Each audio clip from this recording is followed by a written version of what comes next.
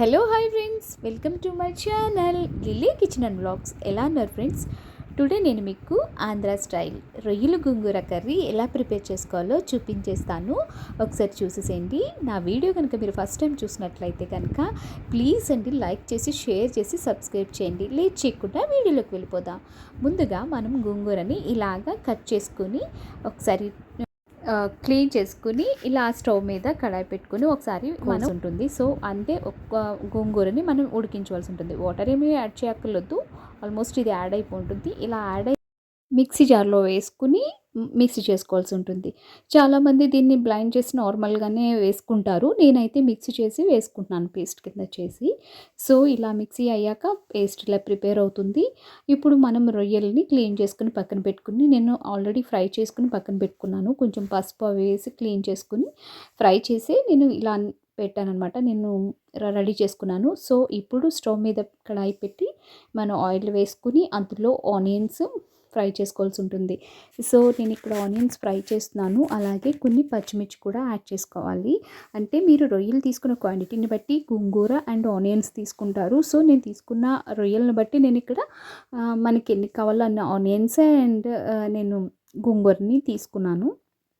అలాగే ఇక్కడ onions fry అయ్యాక కొంచెం పసుపు యాడ్ చేసి కొంచెం లైట్గా ఫ్రై చేసుకుంటున్నాను. అవి బ్రౌనిష్ కలర్ వచ్చేంత వరకు మనం ఫ్రై చేసుకోవాలి.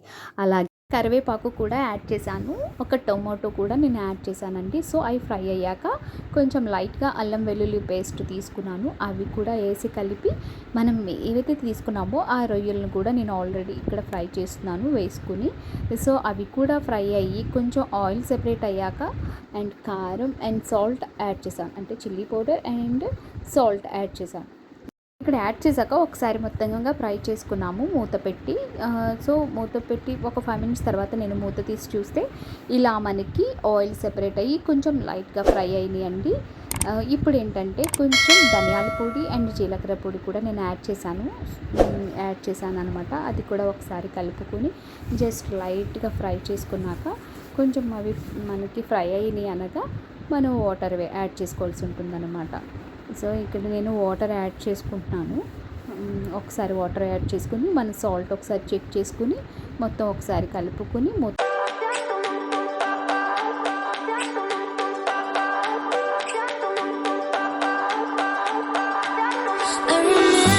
ఇక్కడ మూత పెట్టి ఒక 10 minutes పాటు నేను కుక్ చేస్తున్నానండి. ఒక 10 minutes తర్వాత మూత తీసి చూస్తే ఇలా మనకి కుక్ అయిందనమాట. అంటే ఆయిల్ సెపరేట్ అయిపోయింది. ఇప్పుడు ఏంటంటే మనం గోంగూర పేస్ట్ చేసి పక్కన పెట్టాం కదా, సో అది ఇప్పుడు యాడ్ చేసేస్తున్నాను అనమాట. ఇందులో కొంతమంది ముందుగానే యాడ్ చేస్తారు వాటర్ యాడ్ చేసుకోకుండా. నేనైతే కొంచెం ఇది కుక్ అయ్యాక యాడ్ చేద్దామని నేను నా స్టైల్లో నేను ఇలా వండుతున్నాను. సో ఇలాగ మీరు ఎప్పుడు ట్రై చేయకపోతే కనుక ట్రై చేయండి, చాలా బాగుంటుంది. సో నేను ఇక్కడ కలిపుతున్నాను అనమాట. గోంగూర యాడ్ చేసేసాక ఒకసారి మొత్తం అంతా మిక్స్ అయ్యేలాగా కలుపుకొని మళ్ళీ ఒక 5 minutes పాటు మనం కుక్ చేసుకోవాల్సి ఉంటుంది అనమాట.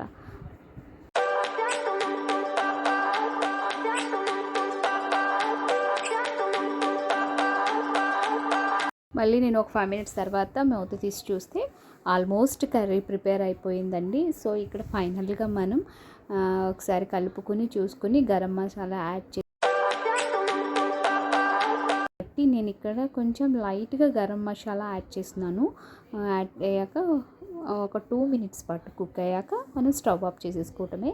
సో గోంగూర రొయ్యల కర్రీ ప్రిపేర్ అయిపోతుందండి. మీరు కూడా కనుక మీ ఇంట్లో చేసుకోవాలనుకుంటే నా వీడియో చూసి లైక్ చేసి షేర్ చేసి సబ్స్క్రైబ్ చేయండి. చాలా బాగుంటుందండి గోంగూర రొయ్యలు. ఇది ఇష్టపడిన వాళ్ళంటూ ఉండరు. రొయ్యలు అయితే నా ఫేవరెట్ కర్రీ. ఇది ఎందులో వేసి వండినా మనకి ఏ వెజిటేబుల్స్తో వండుకున్నా సరే మనకి రొయ్యల కర్రీ చాలా బాగుంటుంది. సో మీరు కూడా ఒకసారి ట్రై చేయండి గోంగూర రొయ్యల కర్రీ. ఫైనల్గా మనకి కర్రీ అనేది ఇలా ప్రిపేర్ అయిపోయింది. ఇంకెందుకు లేట్, మరి ఒకసారి ట్రై చేసేసేయండి. అలాగే నా నోటిఫికేషన్స్ మీకు రావాలంటే బెల్ ఐకాన్ ట్యాప్ చేయండి. ఫర్దర్ నోటిఫికేషన్స్ అన్నీ మీకు వచ్చేస్తాయి. Thank you for watching. Bye.